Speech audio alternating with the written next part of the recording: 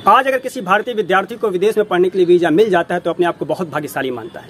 चर्चा यह भी चलती है कि भारत की कोई भी यूनिवर्सिटी दुनिया की टॉप 10 लिस्ट में शामिल नहीं है, लेकिन भारत तो वह देश है जहां दुनिया का पहला विश्वविद्यालय बना, जहां दुनिया का दूसरा विश्वविद्यालय बना। आज मैं आपको एक ऐसे विश्वविद्यालय में ले चल रहा हूं जहां कि खंडहर को देखने के बाद आपके रोंगटे न खड़े हो जाएं तो कहिएगा। भारत तो वह देश है जिसने दुनिया को योग का ज्ञान दिया, जिसने दुनिया को आयुर्वेद का ज्ञान दिया, जिसने दुनिया को सर्जरी करनी सिखलाई, जिसने दुनिया को संस्कृत जैसी वैज्ञानिक भाषा दी, जिसने दुनिया को शून्य का ज्ञान दिया, जिसने दुनिया को दशमलव का ज्ञान दिया, जिसने दुनिया को पाई का मान निकाल के दिखलाया, जिसने दुनिया को द्विघात समीकरण पाइथागोरस प्रमेय के बारे में बताया, जिसने दुनिया को परिधि और परिमाप के बारे में बताया, जिसने गुरुत्वाकर्षण नियम के बारे में बताया, जिसने यह बताया कि पृथ्वी गोल है और यह सूरज की परिक्रमा करती है, जिसने दुनिया को बताया कि सूर्य ग्रहण और चंद्र ग्रहण कैसे होते हैं, जिसने दुनिया को विमान शास्त्र के बारे में बताया, जिसने दुनिया को मिसाइल सिस्टम के बारे में बताया। लिस्ट बहुत लंबी है, आप बस बोलते जाएं, कहते जाएं। आज मैं आपको जहां ले चल रहा हूं वहां आपके रोंगटे जरूर खड़े हो जाएंगे, लेकिन शर्त यह है कि आप 1500 साल पहले भारत की कल्पना करिएगा। आप सोचिएगा कि आप 1500 साल पहले के भारत में आ गए हैं। अगर आपका ताजमहल का घूमने का इरादा है तो आप बाद में घूम लीजिएगा, क्योंकि इस इनक्रेडिबल इंडिया में और भी बहुत सारी चीज़ें हैं और भी बहुत महत्वपूर्ण चीज़ें हैं। इसीलिए भारत को कहा जाता है अतुल्य Bharat, incredible India.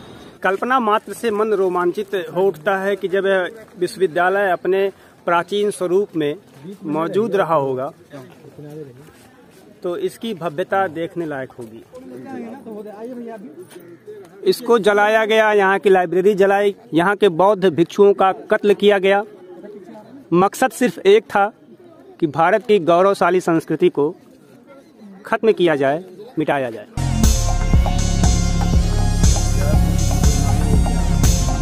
Nalanda university इस यूनिवर्सिटी को एक पागल तर्की राक्षस बख्तियार खिलजी भगवान महावीर जन्मस्थली कुंडलपुर 90 लाख सोचिए। मैं ये लेक्चर इसलिए कर रहा हूँ क्योंकि जब भी सवाल नहीं पूछ सकते हमारे सारे कोर्सेज का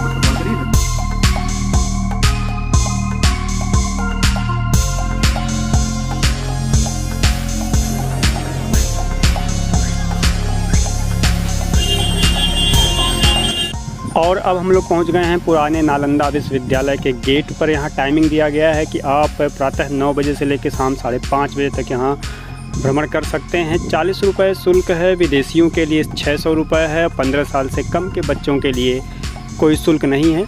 सतीश भाई जा रहे हैं, आप देख रहे हैं टी शर्ट में, और टिकट लेने जा रहे हैं।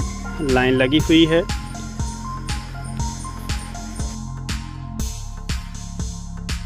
नमस्कार दोस्तों, अभी समझिए इस यात्रा की सबसे महत्वपूर्ण जगह जहां हम सभी लोग आना चाह रहे थे, आ गए हैं नालंदा विश्वविद्यालय।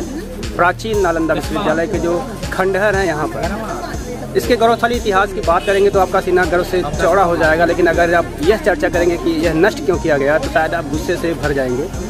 चर्चा आगे किया जाएगा कि ऐसा कैसे इसको बख्तियार खिलजी ने समाप्त किया। इस वीडियो के माध्यम से मैं आप सभी से रिक्वेस्ट करूंगा कि एक बार जीवन में नालंदा विश्वविद्यालय की खंडहर को ज़रूर देख लीजिएगा। ताजमहल बाद में जाइएगा, लेकिन पहले अपने देश की आन बान शान और हमें गौरवान्वित करने वाले इस धरोहर को ज़रूर देखिए। आपको बता दें कि नालंदा विश्व का दूसरा विश्वविद्यालय है, साथ ही साथ यह विश्व का प्रथम आवासीय विश्वविद्यालय है, यानी यहाँ छात्र हॉस्टल में रहकर पढ़ाई करते थे। वैसे विश्व का प्रथम विश्वविद्यालय तक्षशिला भी भारत में ही बनाया गया था। नालंदा के बारे में बात की जाए तो इसकी स्थापना कुमारगुप्त प्रथम ने 5वीं शताब्दी में की थी। यह बौद्ध शिक्षा का प्रमुख केंद्र था, लेकिन यहाँ पे अन्य धर्मशास्त्रों की पढ़ाई होती थी। ज्योतिष शास्त्र, व्याकरण, अंतरिक्ष विज्ञान, चिकित्सा शास्त्र की पढ़ाई भी यहाँ होती थी। यहाँ चीन, जापान, कोरिया, इंडोनेशिया से भी छात्र पढ़ने के लिए आते थे। प्रसिद्ध चीनी यात्री ह्वेनसांग और इत्सिंग भी यहाँ पर छात्र के रूप में आए। ह्वेनसांग ने यहाँ शिक्षक के रूप में भी कार्य किया। आप इस परिसर में घूमिए और रोमांचित महसूस करिए कि जब यह यूनिवर्सिटी अपने भव्य स्वरूप में मौजूद रही होगी तो पूरे विश्व में ज्ञान का केंद्र रही होगी।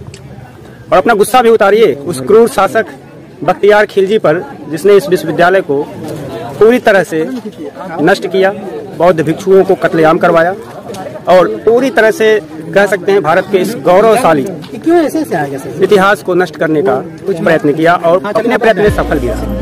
ह्वेनसांग यहाँ 7वीं शताब्दी में, यानी आज से लगभग 1300 वर्ष पहले पढ़ने आया था और उसने अपनी यात्रा वृत्तांत में यहाँ के बारे में विस्तार से वर्णन किया है।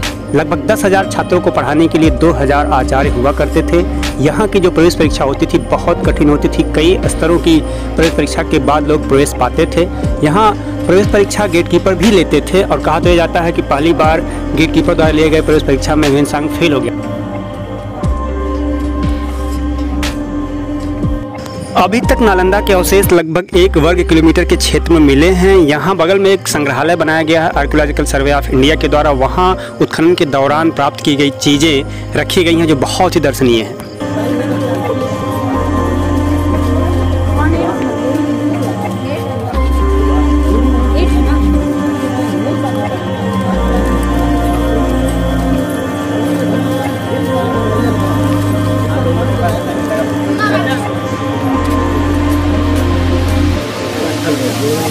इसमें ये मसाले की खूबी है कि कितने पतले मसाले में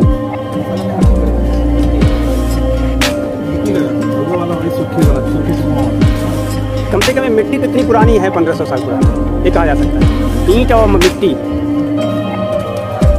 जैसे एक स्केल से इसे लाइन खींच दिया गया हो इस प्रकार।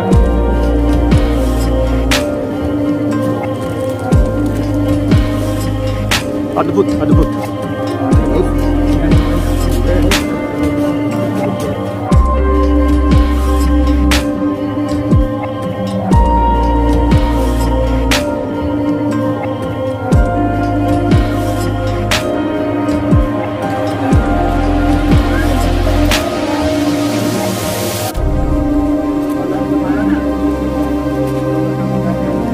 बिहार 1-1A 1B मंदिर 3 प्रशासन केंद्र।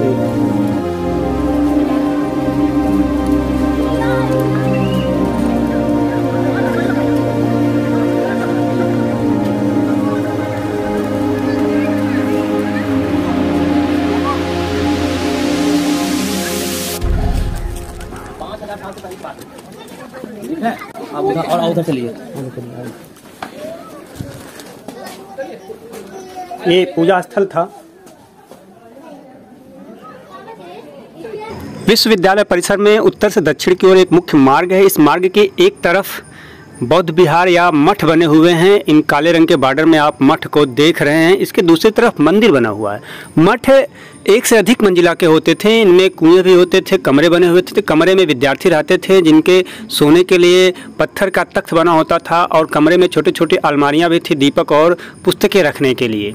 और ये पूरा परिसर आप देख रहे हैं। मंदिर में भगवान बुद्ध की प्रतिमाएं भी मिली हैं।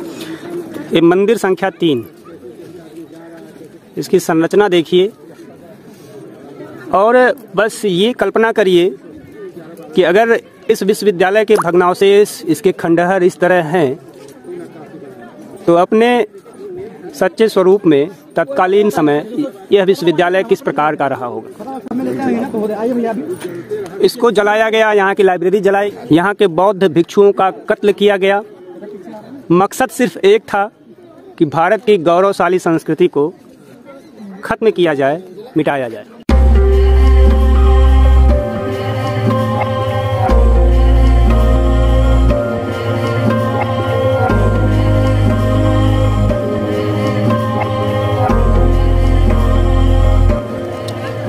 ये मंदिर था और अगर आप देख पा रहे हैं तो मैं जूम करके आपको दिखाने का प्रयास करूं कि मूर्तियां आप देखिए।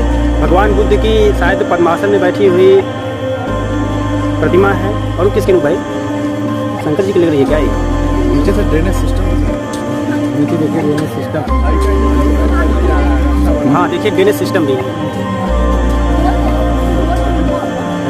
पानी निकलने की व्यवस्था, क्योंकि यहाँ देखिए पानी वहाँ जाने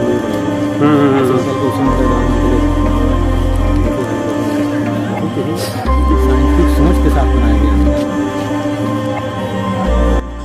इसको देख के हम सहज अंदाज़ा लगा सकते हैं कि उस समय के इंजीनियरिंग कितनी एडवांस थी।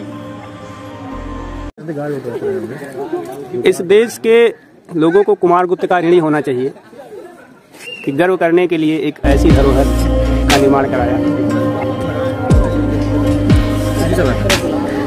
नहीं बात कर, पत्थर तो बात कर गया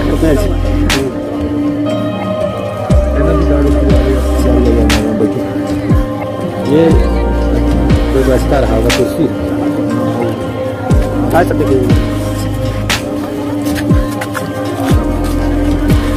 ये उधर नहीं है।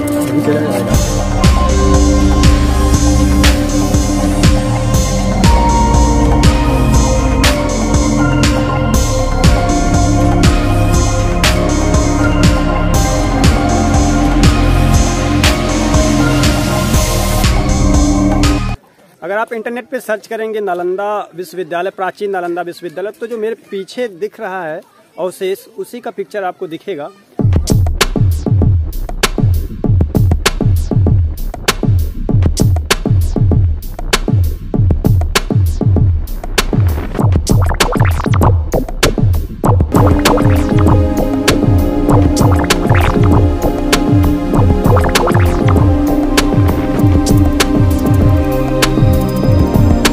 और रमेश भाई छू कर उस अनुभूति को लेना चाह रहे हैं जो प्रयुक्त की गई है इस प्रकार की सीमेंट।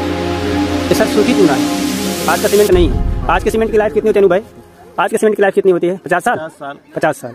आज के सीमेंट की लाइफ 50 साल, लेकिन 1500 साल पहले ये अवशेष है और अभी भी शायद आज के भवन से ज़्यादा मजबूत है इसकी नींव या इसकी जो भी अभी इसकी ईंटें भी आज भी 1500 साल से ऐसे ही पड़ी हुई, इसमें कोई क्षरण नहीं हुआ है, कोई सीलन नहीं, जबकि खुले आसमान के नीचे खूब बारिश 1500 साल से सहते हैं।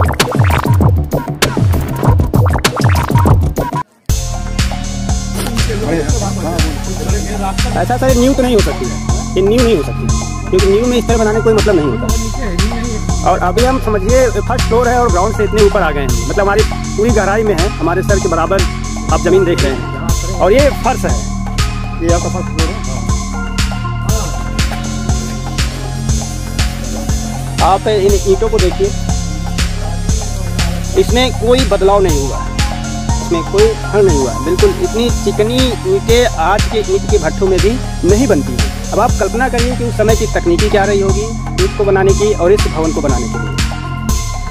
आप इन ईंटों की नक्काशी भी देख सकते हैं, और इसको तोड़ा नहीं गया, लग रहा है इस सांचे में इसको बनाया गया है।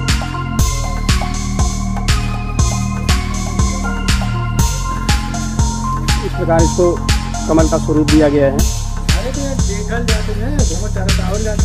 ऊपर उठाना पड़ रहा है, समझिए फर्श इतना नीचे है कि मुझे रमेश भाई को हाथ दे के ऊपर उठाना पड़ रहा है, और आराम से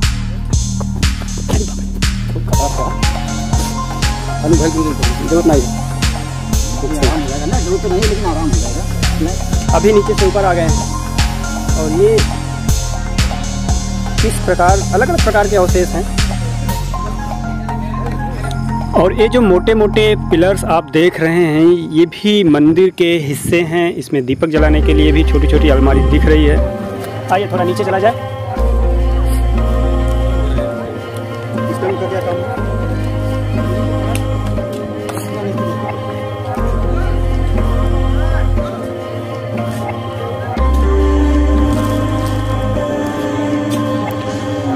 यह बिहार संख्या 9 है। ऐसे एक सीरीज में बिहार 1, 2, 3, 4 ऐसे हैं। अगर आप देख पा रहे हैं तो पढ़ें। भिक्षुओं के निमित्त बना 34 कक्षों वाला यह बिहार आकार व विन्यास में अन्य बिहारों के समतुल्य है। ये बिहार यही है। अभी आप इधर देखेंगे, अंदर मैं एंट्री करूंगा तो आपको दिखाऊंगा कि कैसे इसमें 34 कक्ष बने हुए हैं और कुआं है। और इसी तरह इस सीरीज में आपको सीधे बिहार दिखेंगे, वहां से लेकर 1, 2, 3, 4 ऐसे करते करते ये बिहार संख्या 9 है। इसके बारे में इस शिलापट पे समझाया गया है। आंगन में कुआं, 6 भट्ठियां तथा पूर्वोत्तर कोण पर जल निकासी हेतु नाली बनी है। पूर्वी भुजा के मध्य में देवालय हेतु बड़ा कक्ष, पश्चिम की ओर प्रवेश द्वार, दक्षिण पश्चिम कोण पर सीढ़ी के साथ बिहार संख्या 4 की भांति रोशनदान इत्यादि बिहार के सामान्य लक्षण है। इस बिहार में बरामदे के उत्तरी छोर को बंद करके बनाया गया है। एक अतिरिक्त कक्ष जो डाटदार द्वारा युक्त है, बाद में जोड़ा गया। तो आइए अंदर चलते हैं कि इस बिहार संख्या 9 में जो चीज़ें लिखी गई हैं वो किस प्रकार दिखती हैं, या उनका खंडहर किस प्रकार दिखता है। ऐसे आप एंट्री करेंगे। मैं थोड़ी ब्राइटनेस बढ़ाऊँ, शाम हो गई इसलिए हो सकता है आप इसको ठीक से न देख पाए। ये बीच में कुआं, और ये 34 कमरों की बात कही गई है। ये 34 कमरे ऐसे हैं। कमरों का जो आकार है आप देखें, बगल में उस सीढ़ी की बात कही गई है, जिससे संभवतः ऊपर जाने के लिए सीढ़ी है।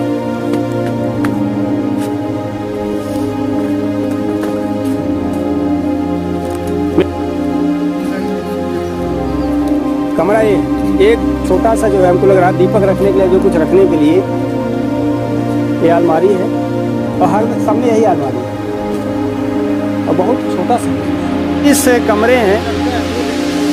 34 कमरे हैं, यहाँ भी वही चीज, छोटे छोटे कमरे। ये यहाँ से कुछ रखने के लिए जगह था। और ये भट्ठी है, भट्ठी जैसी आकृति।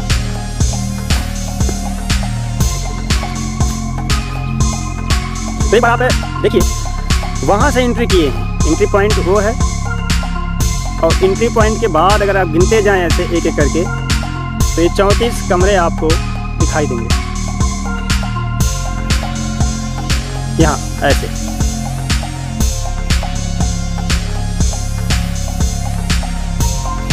और ये मध्य में एक कुआं।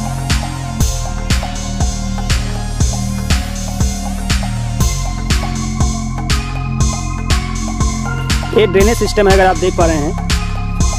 और सबसे अद्भुत बात, तो ये बिहार संख्या 9।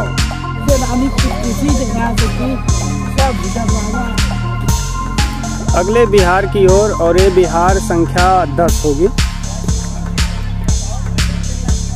अंदर चल के देखते हैं। ये व्याख्यान के लिए गाय। यहाँ तक की संरचना तो सेम है।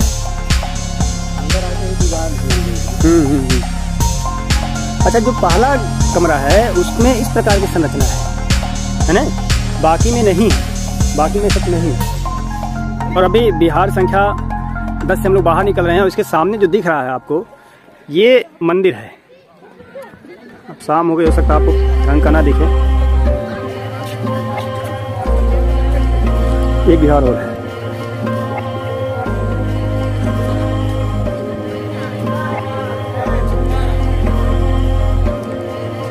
इस बिहार के आंगन में कुआं नहीं मिला है तथा देवालय प्रदक्षिणा पथ से युक्त है। इसमें देवालय भी है। और देवालय कौन सा है आगे चल के देख, वहाँ वो देवालय दिख रहा है। 1 2 3 4। चलिए चलिए।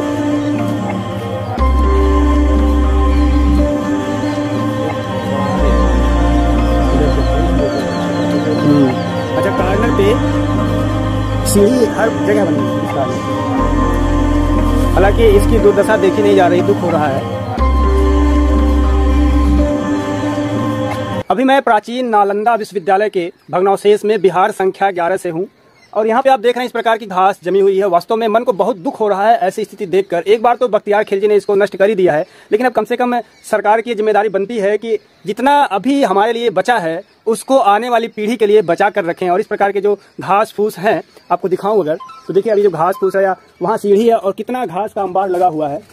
सरकार को कम से कम घास तो साफ करा दें, ताकि जैसे हम देख रहे हैं आज के 100-200 साल बाद, 500 साल बाद, 1000 साल बाद, इतना तो हम अपने इस अमूल्य धरोहर को, जो मेरे ख्याल से ताज से भी, ताज इसकी तुलना में कुछ भी नहीं है, उससे कहीं अधिक महत्वपूर्ण है और एक एक भारतवासी को गौरवान्वित होने का अवसर देता है, इसकी सुरक्षा सरकार ध्यान दे। बस मेरा यही निवेदन है इस वीडियो के माध्यम से। और ये मंदिर है, ये मंदिर संख्या 13। इस प्रकार लास्ट में 11 बिहार और 13 मंदिर। मंदिर की सीढ़ियाँ, ऊपर मंदिर। तो इधर आपके बिहार बने हुए हैं और इस साइड में मंदिर बने हुए हैं, पूजा स्थल।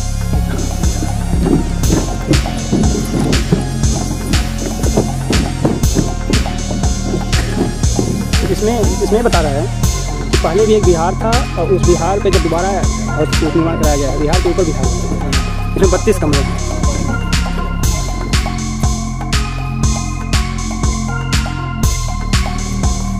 पीछे कुआं और एक बड़ा रूम है। अभी तक जितने छोटे छोटे रूम देखे हैं उससे ये बड़ा है। और इसका जो छत है आप देख नहीं पा रहे हैं, सही बना होगा गर्भ के रूप में। हाँ, बता नहीं मालूम। हाँ सर,